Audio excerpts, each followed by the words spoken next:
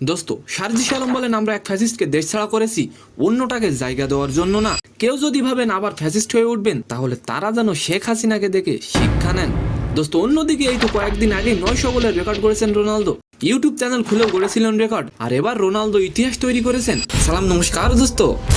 সমন্বয় সার্জিস আলম বলেন আমার ভাইরা যখন রক্তাক্ত হয়ে হাসপাতালে, তখন সেই হামলাকারী পুলিশ কিভাবে উন্মুক্ত অবস্থায় রাস্তায় ঘোরাফেরা করে। ওই ফ্যাসিস্ট আওয়ামী লীগের দোসর, চাটুকার, তেলবাজ ও তোষামতকারী যেসব আইন শৃঙ্খলা বাহিনীর সদস্য আছে তারা যদি নিজেদের শুধরিয়ে না নেয় তাহলে নেত্রী হাসিনার মতোই তাদেরকেও দেশ ত্যাগ করতে হবে। আচ্ছা, আপনি কি সার্জিস ভাইয়ের সাথে একমত? অবশ্যই কমেন্ট করে যাবেন। দোস্ত, 12ই সেপ্টেম্বর বিকালে টাঙ্গাইলে ছাত্র জনতা সমাবেশে তিনি বলেন আমরা ফ্যাসিস্ট সরকারকে দেশ ছাড়া করেছি। কেউ যদি এখনো স্বপ্নে ভাবেন ছাত্র জনতাকে ডমিনেট করে ফ্যাসিস্ট হয়ে উঠবেন তাহলে তারা যেন হাসিনাকে দেখে শিক্ষা নেন। সার্জিস আলম আরো বলেন আগামীর যে বাংলাদেশ হবে তার নেতৃত্বে দেবে শিক্ষার্থীরা।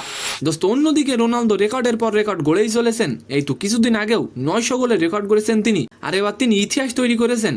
বিশ্বের রোনালদোই প্রথম যার কিনা অনুসারীর সংখ্যা বর্তমানে 100 কোটি বা 1 বিলিয়ন। রোনালদো তার এক্স হ্যান্ডেলে ইংরেজিতে 1B আকৃতির তার বর্ণাঢ্য ক্যারিয়ারের অনেকগুলো মুহূর্তে ছবি বসিয়েছেন, যার শিরোনামে দিয়েছেন 100 কোটি স্বপ্ন। পোস্টে রোনালদো লেখেন আমরা ইতিহাস সৃষ্টি করেছি।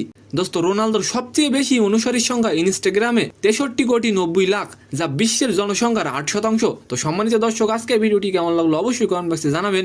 আর ভিডিওটি যদি ভালো লাগে অবশ্যই একটি লাইক দিয়ে আমাদের চ্যানেলটিকে সাবস্ক্রাইব করে দিবেন। ধন্যবাদ।